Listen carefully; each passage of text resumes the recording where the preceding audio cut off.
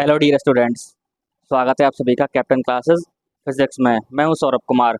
अब जो हम ये वीडियो सीरीज़ प्रोवाइड करा रहे हैं उसमें हम क्लास 12th में फिजिक्स के टॉपिक वाइज न्यूमेरिकल सॉल्व कर रहे हैं। जिन्होंने प्रीवियस वीडियोस नहीं देखी हैं, यहाँ पर आई बटन आ रहा होगा उनकी प्लेलिस्ट का, या उनकी प्लेलिस्ट का लिंक आपको डिस्क्रिप्शन में मिल जाएगा। और जो हमारा आज का टॉपिक है वो है एक समान वैद्युत क्षेत्र में स्थित आवेश पर लगने वाला बल। ठीक है, तो पढ़ते हैं आज का पहला न्यूमेरिकल। तो क्वेश्चन है हमारे पास, एक अल्फा कण 15 × 10⁴ न्यूटन पर कूलाम के वैद्युत क्षेत्र में स्थित है। उस पर लगने वाले वैद्युत बल की गणना कीजिए। ठीक है, देखिए हम जानते हैं जब भी कोई एक हमारे पास, मान लीजिए ये एक समान वैद्युत क्षेत्र है ई वेक्टर। ठीक है, और इसमें हमारे पास क्या रखा है, एक कोई क्यू आवेश रखा हुआ है। तो इस पर लगने वाला जो वैद्युत बल होता है वो होता है हमारे पास F बराबर क्यू ई, एफ वेक्टर बराबर क्यू ई वेक्टर। यानी आवेश में क्या कर देंगे, हम वैद्युत क्षेत्र की तीव्रता से गुणा कर देंगे तो हमें मिल जाएगा उस आवेश पर लगने वाला वैद्युत बल। अगर हमारे पास ये आवेश कैसा है, धनावेश है यानी प्लस चार्ज का है, जो बल की दिशा होगी वो वैद्युत क्षेत्र की दिशा में ही हो जाएगी। यानी बल जो लगेगा इस पर, अगर हमारा ये प्लस चार्ज का है, प्लस क्यू चार्ज है इस पर, तो जो बल लगेगा वो हमारे पास वैद्युत क्षेत्र की दिशा में ही होता है। और अगर ये ऋणावेश है, माइनस चार्ज है, तो जो बल होता है वो होता है हमारे पास F बराबर माइनस क्यू ई। अगर इस पर ऋण आवेश है तो जो बल की दिशा होती है वो क्या हो जाती है, वैद्युत क्षेत्र के विपरीत दिशा में हो जाती है। ठीक है, ये होता है हमारे पास। तो आते हैं अपने क्वेश्चन पे। तो क्वेश्चन में देखिए मैं क्या दिया है, एक अल्फा कण। हमने बताया था अल्फा कण, जब हमने आवेश क्वांटीकरण सिद्धांत के सवाल कराए थे तो उसमें बताया था कि अल्फा कण क्या होता है, एक धनावेशित हीलियम परमाणु होता है। तो अल्फा कण क्या होता है हमारे पास, अल्फा कण होता है हमारे पास हीलियम+2। ठीक है, और इस पर आवेश क्या होता है, अल्फा कण He+2 पर आवेश कितना आवेश होता है इसके पास, +3.2 × 10⁻⁻19 कूलाम। इतना क्या होता है इस पर आवेश होता है। आगे देखिए क्या किया कहा है, 15 × 10⁴ न्यूटन पर कूलाम। 15 × 10⁴ न्यूटन पर कूलाम के वैद्युत क्षेत्र में स्थित है। ठीक है, न्यूटन पर कूलाम किसका मात्रक होता है, वैद्युत क्षेत्र की तीव्रता का मात्रक होता है। तो हमें यहाँ पर ई का मान दिया हुआ है 15 × 10⁴ न्यूटन पर कूलाम।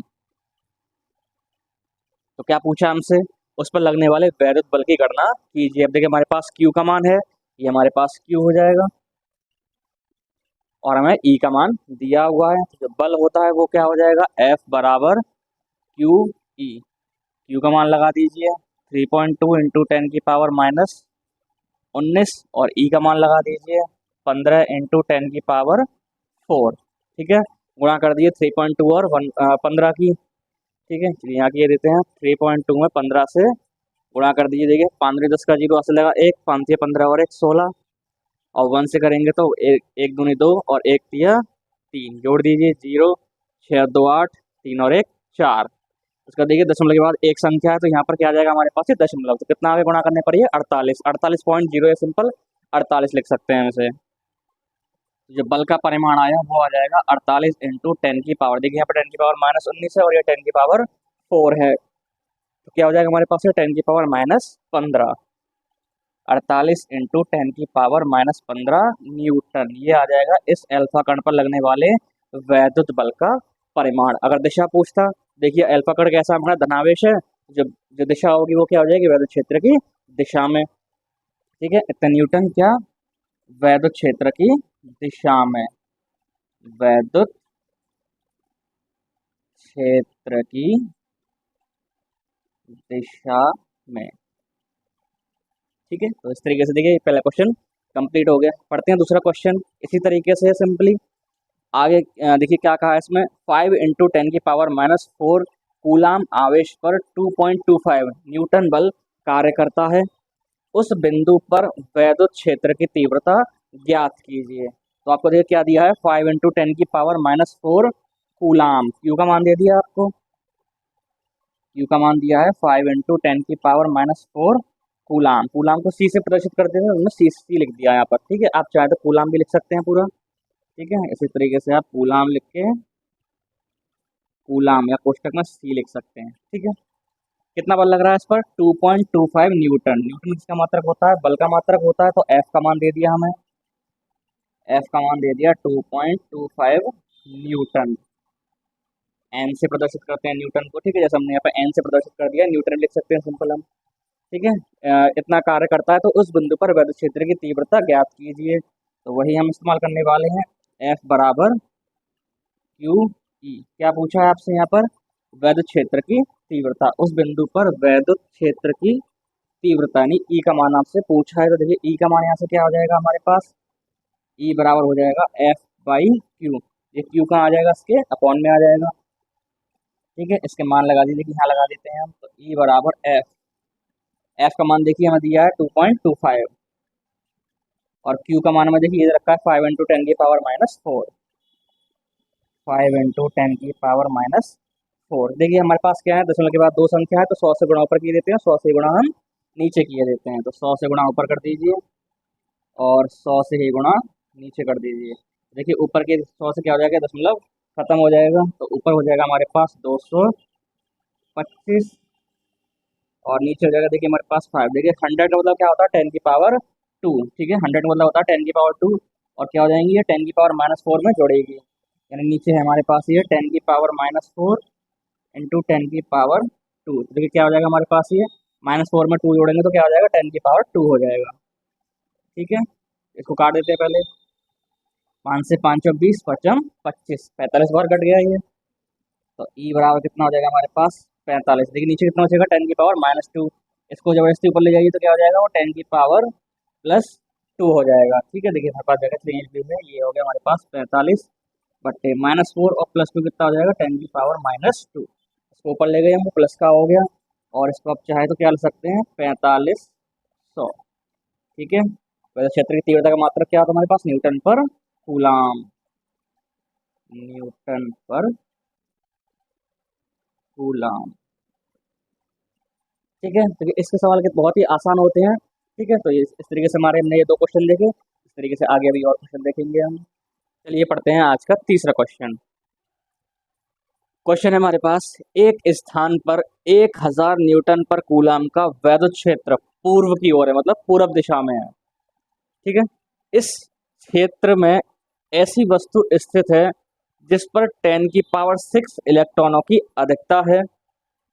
वस्तु पर लगने वाले बल की दिशा तथा परिमाण ज्ञात कीजिए। ठीक है, तो इस वस्तु पर लगने वाले आपके बल की दिशा और परिमाण बतानी है। देखिए क्वेश्चन में क्या दिया है आपको, एक स्थान पर 1000 न्यूटन पर कूलाम का क्या है, वैद्युत क्षेत्र है। ठीक है, तो ई का मान आपको दे दिया 1000 न्यूटन बट्टे कूलाम।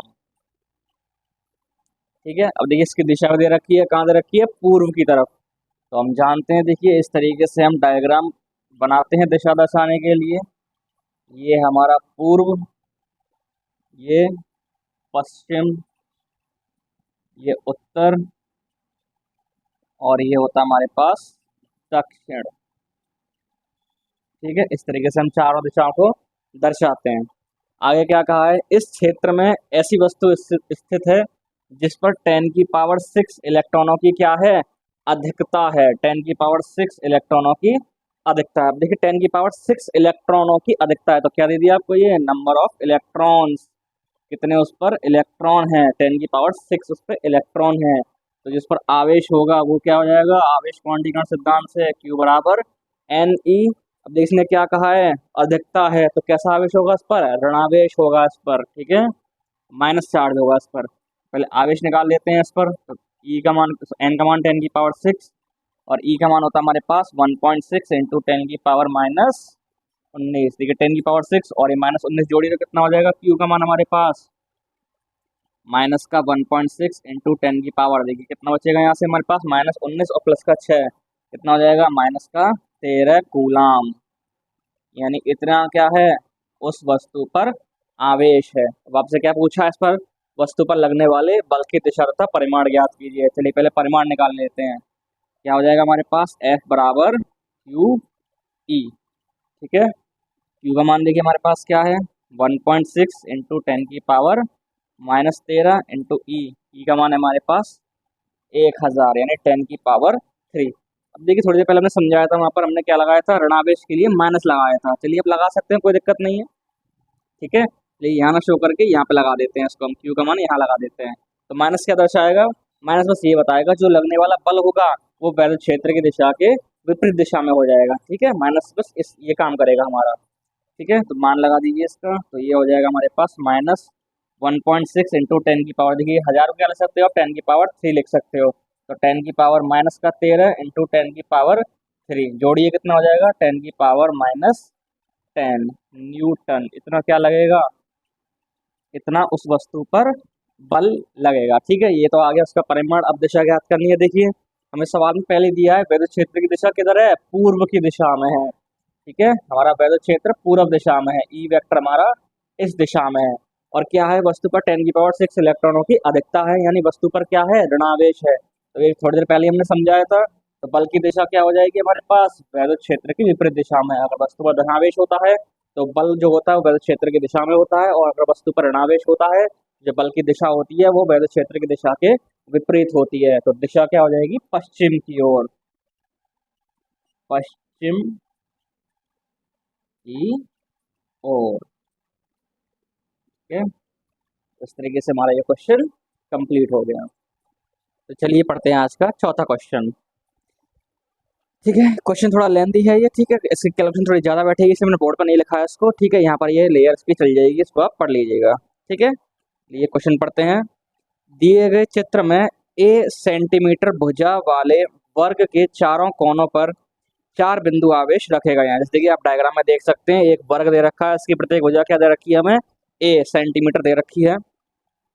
चारों कोनों पर 4 बिंदु आवेश रखे गए हैं। ज्ञात कीजिए वर्ग के केंद्र O पर वैद्युत क्षेत्र का परिमाण व दिशा। ठीक है, वर्ग का केंद्र O है, इस पर वैद्युत क्षेत्र का परिमाण पूछा है आपसे और उसकी दिशा पूछी है। और आगे कहा है सेकंड पॉइंट में, यदि वर्ग के केंद्र O पर +Q आवेश रखा हो तो +Q आवेश पर लगने वाले बल का परिमाण ज्ञात कीजिए। ठीक है, 2 पॉइंट हमारे पास इस क्वेश्चन में। तो पहले क्या पूछा है हमसे, वर्ग के केंद्र O पर वैद्युत क्षेत्र की तीव्रता। ठीक है, और वर्ग की जो प्रत्येक भुजा दे रखी है वो हमें ए दे रखी है, ए सेंटीमीटर। चलिए तो देखिए बताइए, जो केंद्र O पर कितने वैद्युत क्षेत्र होंगे, अब हम जानते हैं जितने आवेश होंगे उतने ही क्या होंगे, वैद्युत क्षेत्र, क्योंकि हर आवेश अपना वैद्युत क्षेत्र उत्पन्न करता है। तो बिंदु O पर 4 वैद्युत क्षेत्र होंगे। ठीक है, हमारे पास देखिए 4 आवेश है, A B C D, 4 आवेश तो 4 ही वैद्युत क्षेत्र। ठीक है, तो क्या लिख लेते हैं, चलिए -2 आवेश के कारण, -2Q आवेश के कारण वैद्युत क्षेत्र E बराबर 1/4πε0 Q/r² से। तो इसको हम E1 मान ले रहे हैं। E1 बराबर 1/4πε0, ये Q क्या है हमारे पास, 2Q। ठीक है, क्या लेते हैं हम यहाँ पर, आवेश का परिमाण लेते हैं, चिन्ह नहीं लेते हैं। 2Q/r²। ठीक है, R क्या होती है, आवेश से उस बिंदु की दूरी जहां पर हमें वैद्युत क्षेत्र की तीव्रता ज्ञात करनी है। तो देखिए ये दूरी कितनी हो जाएगी हमारे पास, OA। जरा गौर से देखिए, हर आवेश के लिए ये दूरी क्या होगी, बराबर होगी, जितना OA होगा उतना ही OB होगा, उतना ही OC होगा, उतना ही OD होगा। तो पहले क्या करना होगा, हमें इस OA को ज्ञात करना होगा। अब देखिए सवाल में हमें दिया है कि ये क्या है, एक वर्ग है, तो उसकी हर भुजा कितनी हो जाएगी हमारे पास, A। ठीक है, अब जरा गौर से देखिए, इतने हिस्से को हम उठा लेते हैं अलग, ये A, ये D, ये C। ठीक है, इतने हिस्से को मैंने क्या किया, अलग उठा लिया। अब देखिए यहाँ पर कितना कोण बनना होगा, ये 90 अंश का, क्योंकि ये समकोण त्रिभुज है एक। ठीक है, ये A, ये A, क्या लगा देंगे इसमें हम, पाइथागोरस प्रमेय से। तो क्या होती है पाइथागोरस प्रमेय, कर्ण का वर्ग बराबर आधार का वर्ग प्लस लंब का वर्ग।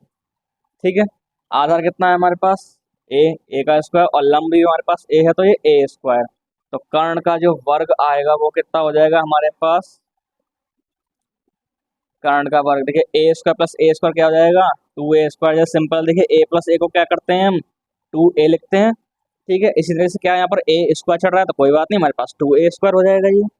ठीक है। तो ये आ गया कर्ण का वर्ग, तो कर्ण का मान कितना हो जाएगा, दोनों ओर का वर्गमूल कर देंगे हम, अंडर रूट में 2a²। देखिए a² क्या हो जाएगा, बाहर आ जाएगा, तो क्या बचेगा हमारे पास यहाँ से √2 बचेगा, और a हमारा बाहर आ गया। ठीक है, तो कर्ण कितना आ गया हमारे पास a√2, यानी हमारे पास ये पूरी डिस्टेंस AC आ गई हमारे पास, ये डिस्टेंस। ठीक है, AC आ गया। हाँ भाई चलो, गर्मी पड़ रही है, AC आ गया। ठीक है, AC हमारे पास कितना आ गया, √2a। अब देखिए गौर से देखिए, जो O है वो कहाँ बैठा होगा, AC के बिल्कुल बीचों बीच में। ठीक है, बटन कहाँ होता है, AC का बिल्कुल बीचों बीच में। ठीक है, तो ये हमारे पास क्या है, ये O।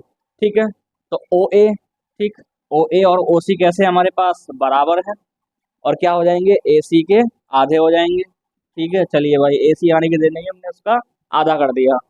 ठीक है, तो क्या हो जाएगा हमारे पास, AC ये रहा हमारे पास √2a, अंडर रूट 2a/2। ठीक है, देखिए इसको क्या लिख सकते हैं हम, अंडर रूट 2a। इस 2 को मैं क्या लिख सकता हूँ, √2 इंटू √2। ठीक है, हम जानते हैं, देखिए जैसे कि रूट कहीं पर लिखा हुआ है √a into under root 2a, तो क्या होता है हमारे पास, वो a हो जाता है। ठीक है, तो √2 से देखिए √2 कैंसिल हो गया। ठीक, उसको मिटा देते हैं, तो ये डिस्टेंस हमारे पास कितनी आ जाएगी, a/√2। ठीक है, चाहे ये OA हो या OC हो, या यही हमारे पास OB होगा, और यही हमारे पास OD होगा। ठीक है, OD की वैल्यू भी यही होगी। तो देखिए सारी दूरियां कितनी हो जाएंगी, ये a/√2। ठीक है, तो R का मान चलिए यहाँ लिखे लेते हैं, R का मान सबके लिए क्या हो गया, a/√2। ठीक है, तो चलिए इसको साफ किए देते हैं, इसको यहाँ से अब साफ किए देते हैं। R का मान हमें निकालना था, R का मान हमने निकाल लिया, और AC को भी अब हम मिटा देते हैं। चलिए कोई बात नहीं, गर्मी है, रहने दीजिए। चलिए सवाल करते हैं अपना। ठीक है, R का मान हमारे पास कितना आ गया, a/√2। यहाँ पर लगा दीजिए, तो क्या हो जाएगा ये हमारे पास, a/√2 का होल स्क्वायर। ठीक है, तो इसको भी हटा देते हैं हम। ये हो गया हमारे पास 1/4πε0 स्क्वायर कीजिए, देखिए यहाँ पे क्या हो जाएगा, a², और स्क्वायर से क्या हो जाएगा, इसका अंडर रूट हट जाएगा। ठीक है, और हम जानते हैं कहीं पे लिखा हुआ हो a/b बराबर c/d, तो कैसे होता है, ये नीचे आएगा और ये ऊपर जाता है, तो क्या हो जाएगा हमारे पास, ये AD इंटू CB, इस तरीके से हो जाता है। तो देखिए इस 2Q के नीचे क्या कर लीजिए, इस 2Q के नीचे 1 मान लीजिए, तो ये नीचे जाएगा और ये ऊपर जाएगा। ठीक है, तो E1 का जो मान आया वो हो गया हमारे पास 1/4πε0, ऊपर कितना हो जाएगा, देखिए 4Q/a²। ये क्या आ गया हमारे पास, E1 का मान आ गया। ठीक है, अब देखिए जितना E1 होगा उतना ही हमारे पास क्या हो जाएगा, ये होगा। ठीक है, जितना -2Q आवेश के कारण यहाँ पर वैद्युत क्षेत्र है, उतना ही क्या हो जाएगा, +2Q आवेश के कारण वैद्युत क्षेत्र की तीव्रता भी यही होनी है। ठीक है, तो यही क्या हो जानी है, +2Q आवेश के कारण वैद्युत क्षेत्र की तीव्रता, +2 के कारण वैद्युत क्षेत्र। ठीक है, और चलिए हम इसको E2 नाम दे देते हैं, तो E2 भी यही हो गया 1/4πε0 4Q/a²। ठीक है, अब दिशा निकाल लेते हैं, क्योंकि वैद्युत क्षेत्र क्या है, एक सदिश राशि जिसमें परिमाण के साथ साथ दिशा की आवश्यकता होती है। चलिए इन सबको हटा देते हैं जो यहाँ पर हमने समझाया था।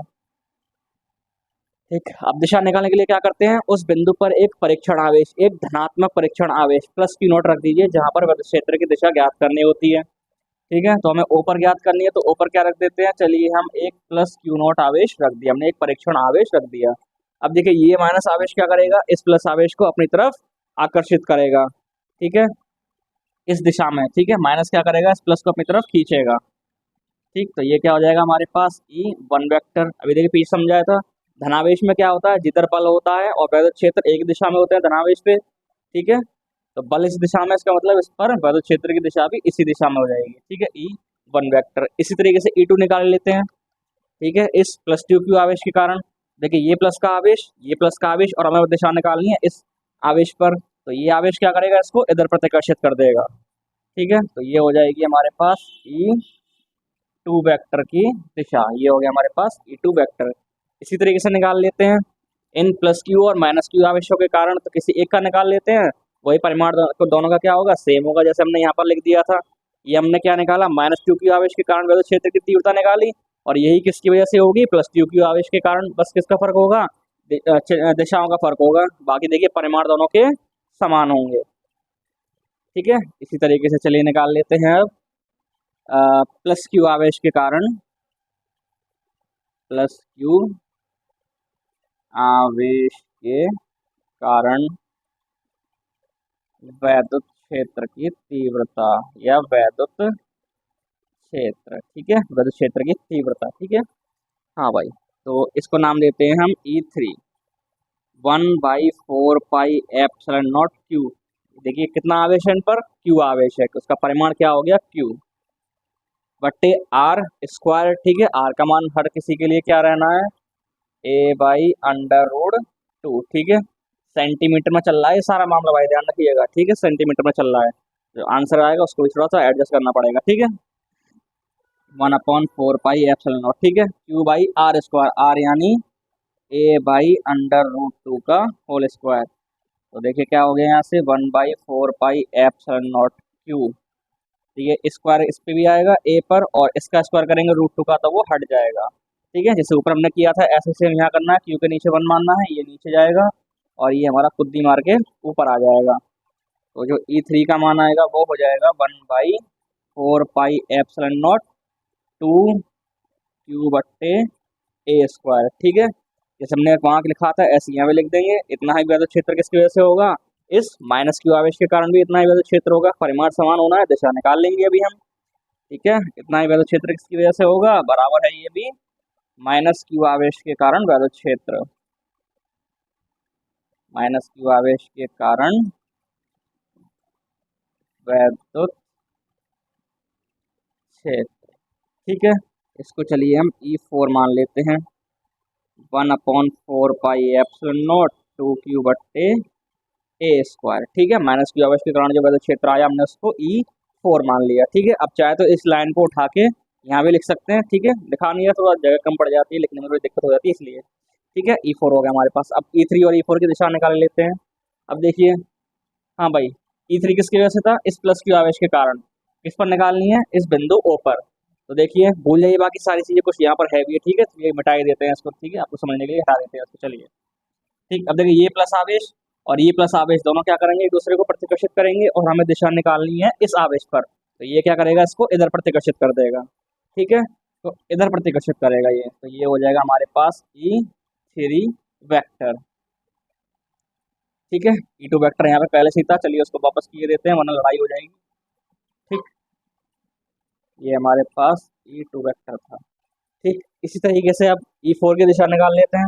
अब देखिए ये कैसा हमारे पास -q आवेश है, -q आवेश क्या करेगा, इस +q नोट को अपनी तरफ आकर्षित करेगा। ठीक है, ये क्या करेगा, इससे अपनी तरफ खींचेगा, तो ये आ गया हमारे पास E4 वेक्टर की दिशा। ठीक है, तो चलिए कुछ इस तरीके से ये कुछ खतरनाक सी कंडीशन यहाँ पर में बनती हुई दिख रही है।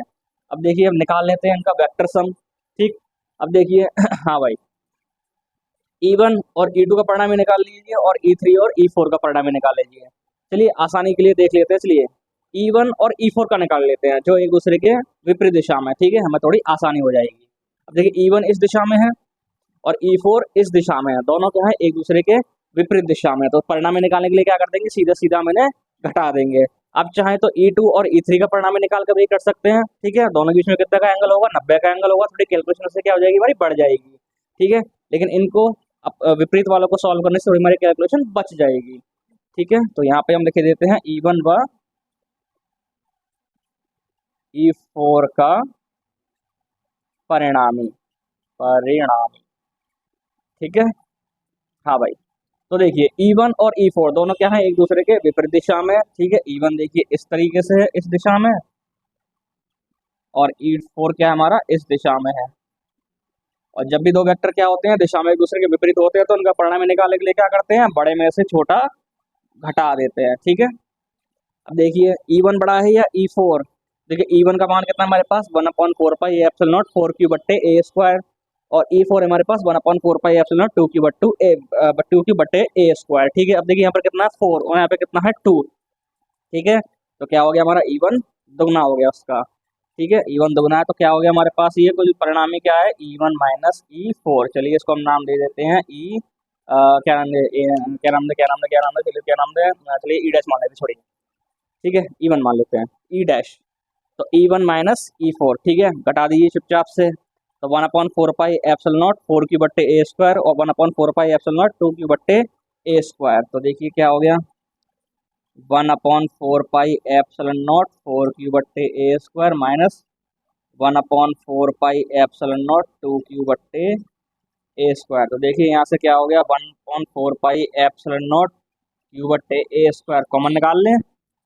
ठीक है, यहाँ से देखिए हमारे पास 4 बचेगा और यहाँ से हमारे पास ये ऊपर 2 बचेगा, तो 4 में से 2 गया तो 2 बचा। तो ई डैश बराबर कितना आ जाएगा, 1/4 पाई एप्सिलॉन नॉट क्यू/a² इंटू 2। ठीक है, इसी तरीके से गौर से देखिए E2 और E3 को गौर से देखिए। ठीक है, तो देखिए E2 हमारे पास ये है, ठीक, और E3 हमारे पास ये है। ठीक है, इसी तरीके से घटाएंगे, सेम E3 माइनस E2 करेंगे। ठीक है, E2 माइनस E3 करेंगे क्योंकि E2 बड़ा है और E3 हमारा छोटा है, तो देखिए उसके परिमाण भी यही आना है। ठीक है, तो यहाँ पे लिख देते हैं E2 व E3 का परिणामी परिणामी। ठीक है, डायरेक्ट लिख देते हैं इसको, चलिए हम ई डबल डैश मान लेते हैं। इसका परिमाण भी यही आना है, 1/4 पाई एप्सिलॉन नॉट क्यू/a² इंटू 2। ठीक है, ये आ गया हमारे पास ई डैश और ई डबल डैश। ठीक है, अब जरा इनकी दिशा देखे लेते हैं, ई डैश और ई डबल डैश की। ठीक है, तो जरा गौर से देखिए। ठीक है, जरा इसको रफ किए लेते हैं, चलिए जल्दी से इसका स्क्रीनशॉट ले लीजिए या इसको जल्दी से लिख लीजिए, 1 2 3। चलिए ठीक है, आपने स्क्रीनशॉट ले लिया होगा इसका। चलिए जरा इनकी दिशा देखे लेते हैं अब। चलिए इनको साफ किए देते हैं। थोड़ा लेंदी सवाल था इसलिए इसकी थ्योरी नहीं लिखी थी, आप देख सकते हैं बड़ी आसानी से, बड़ा ही कैलकुलेटिव पार्ट जा रहा है, वरना स्किप करने को ये सारे स्टेप स्किप कर देंगे लेकिन फिर आपको समझने में दिक्कत आएगी।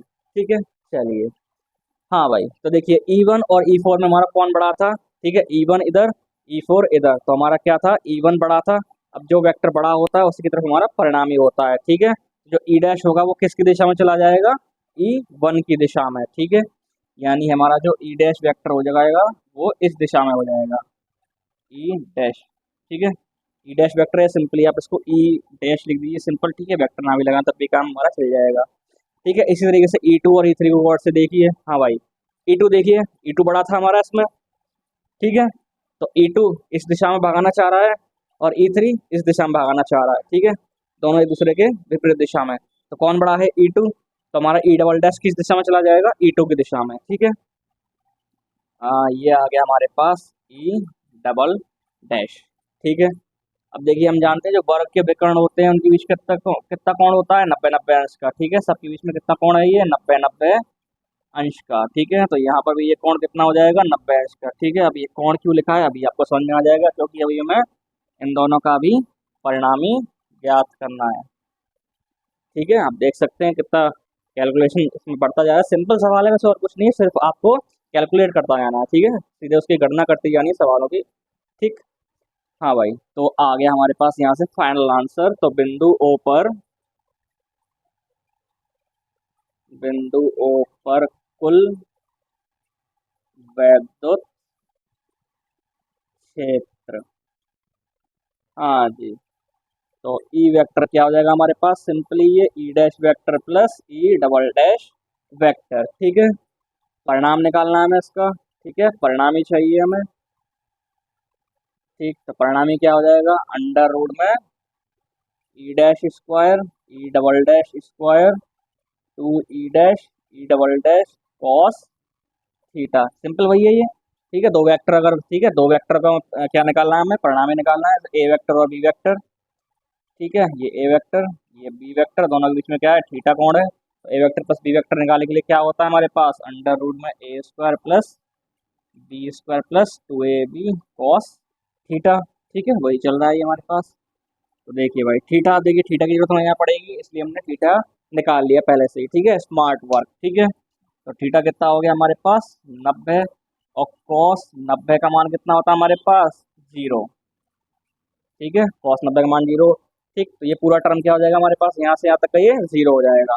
और जरा गौर से देखिए तो ई डैश और ई डबल डैश दोनों का परिमाण आपस में कैसा है, देखिए बराबर है, जितना ई डैश है उतना ही हमारे पास ई डबल डैश है। तो सवाल को किसी एक में चेंज किए देते हैं, चलिए ई डैश में चेंज किए दे रहे हैं, तो ई डैश को ई डैश रहने देते हैं, ठीक है, ई डैश का स्क्वायर, चलिए थोड़ा बड़ा बड़ा लिख देते हैं, और इसकी जगह भी क्या लिख दिया हमने, ई डैश का स्क्वायर, चलिए इस चीज़ों को थोड़ा बड़ा बड़ा लिख देते हैं वरना छोटा हुआ लिखते में दिक्कत होती है, ठीक है, इसको थोड़ा चलिए ठीक से लिख देते हैं। ठीक, ये वाला पूरा टर्म क्या हो गया हमारे पास, जीरो हो गया, क्योंकि जैसे आप cos 90 यहाँ पे लगाएंगे, ठीक है, cos 90 जीरो रखेंगे तो ये पूरा टर्म क्या हो गया, यहाँ से यहाँ तक का जीरो हो गया। ठीक, चलिए भाई, जैसे देखिए पीछे समझाया था, A square plus A square two A square हो गया था, इस तरीके से E dash square plus E dash square क्या हो जाएगा, two times of E dash square. अब देखिए ई डैश पे स्क्वायर है तो ई डैश तो क्या हो जाएगा, अंडर रूट से बाहर आ जाएगा, और टू फंस गया अंदर, ठीक है। चलिए ई डैश का मान वापस लगाए देते हैं, रूट टू, हाँ जी, ई डैश कहाँ गया भाई, ई डैश, ठीक है, ये रहा। ठीक, क्या है हमारे पास, E dash 1/4 pi epsilon naught Q बट्टे ए स्क्वायर इंटू टू, ठीक है, इंटू टू। और थोड़ा इसको ठीक से लिखना चाहें तो कुल वैद्युत क्षेत्र का जो परिमाण आ गया वो आ गया हमारे पास 1/4 पाई एप्सिलॉन नॉट क्यू बट्टे A square into two under root two, ठीक है। ये आ गया हमारे पास इस केंद्र ओ पर, चलिए थोड़ा कट गया इससे, चलिए थोड़ा इसको ऊपर लिखे देते हैं, 4 पाई एप्सिलॉन नॉट, ठीक है, चलिए ठीक, ये आ गया हमारे पास, इस बिंदु पर क्या आ गई, वैद्युत क्षेत्र की तीव्रता, ठीक है, वोल्ट पर सेंटीमीटर, ठीक है, क्योंकि ए हमें किस में दे रखा है, सेंटीमीटर में दिया हुआ है, तो हमने क्या कौन सा मात्रा यूज कर लिया, वोल्ट पर सेंटीमीटर वाला, ठीक है। तो ये तो हो गया हमारा फर्स्ट पार्ट, ठीक है।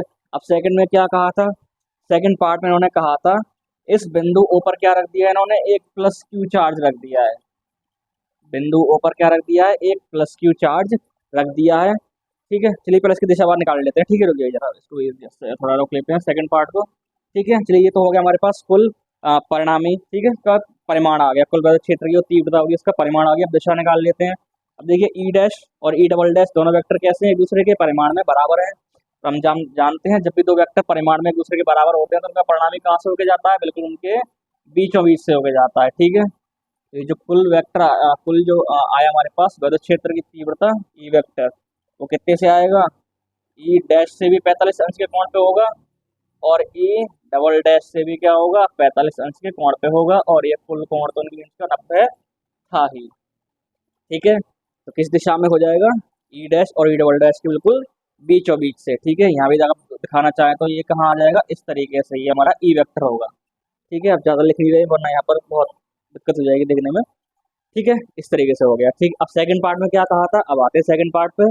सेकंड पार्ट में कहा था, ठीक, बिंदु ओ पर क्या रखा है, एक प्लस क्यू चार्ज रखा हुआ है, तो इस पर लगने वाला बल आपसे पूछा है, तो क्या करेंगे आप यहाँ पे कूलाम के नियम का इस्तेमाल कर लेंगे, सही रहेगा क्या कूलाम के नियम का इस्तेमाल करना है यहाँ पर। देखिए ऑलरेडी सवाल इतना बड़ा हो चुका है, ठीक है, और क्वेश्चन में क्या होते हैं, क्वेश्चन पेपर में हमें और भी क्वेश्चन सॉल्व करने हैं, तो कूलाम के नियम का इस्तेमाल यहाँ पर हम नहीं करेंगे। जब टॉपिक पढ़ रहा है वो क्या टॉपिक हमारा, एक समान वैद्युत क्षेत्र में स्थित किसी आवेश पर लगने वाला वैद्युत बल F बराबर क्यू ई। तो हमसे क्या पूछा है, बल पूछा है, ठीक, क्यू हमें दे ही रखा है, और देखिए उस बिंदु पर हमने कुल वैद्युत क्षेत्र की तीव्रता ज्ञात कर ही चुके हैं हम, ठीक है। तो यहाँ पर आप कूलाम के नियम का इस्तेमाल नहीं करेंगे कि इसकी वजह से बल निकाल रहे हैं, तो इसकी वजह से बल निकाला, बहुत बड़ा सवाल हो जाएगा, ठीक है। चलिए सेकंड पार्ट में क्या पूछा है आपसे, प्लस क्यू आवेश पर लगने वाला वैद्युत बल, तो क्या हो जाएगा हमारे पास, बल क्या हो जाएगा, F बराबर क्यू ई से, ठीक। तो जो बल का परिमाण हो जाएगा वो क्या हो जाएगा हमारे पास, क्यू, ठीक। जिस आवेश पर बल पूछा, किस पे पूछा है, इस क्यू आवेश पर, तो क्यू, ठीक, ई, ठीक, ई आप निकाल चुके हैं, ये रहा 1/4 पाई एप्सिलॉन नॉट क्यू बट्टे A square two under root two, ठीक है। चाहे तो आप इन क्यू को एक दोनों के साथ गुणा करके एक जगह लिख सकते हैं, ठीक है। यही आके आ गया आपके पास यहाँ से बल न्यूटन, ठीक है। ये हो गया आपका सेकंड पार्ट का क्वेश्चन, ठीक है। तो इस तरीके से आपको क्या करना है, इस फॉर्मूले का इस्तेमाल करना है। ठीक है, अलग अलग तरीके से आपसे इस पर क्वेश्चन बन सकते हैं। बस आपको क्या निकालना है, विद्युत क्षेत्र की तीव्रता निकाल लेनी है और क्यू आपको क्वेश्चन में दिया ही होगा। तो इस तरीके से हमारे ये क्वेश्चन पूरे हो गए। अगर आपको किसी और टॉपिक पर न्यूमेरिकल चाहिए या किसी थ्योरी का टॉपिक चाहिए तो हमें कमेंट जरूर कीजिए।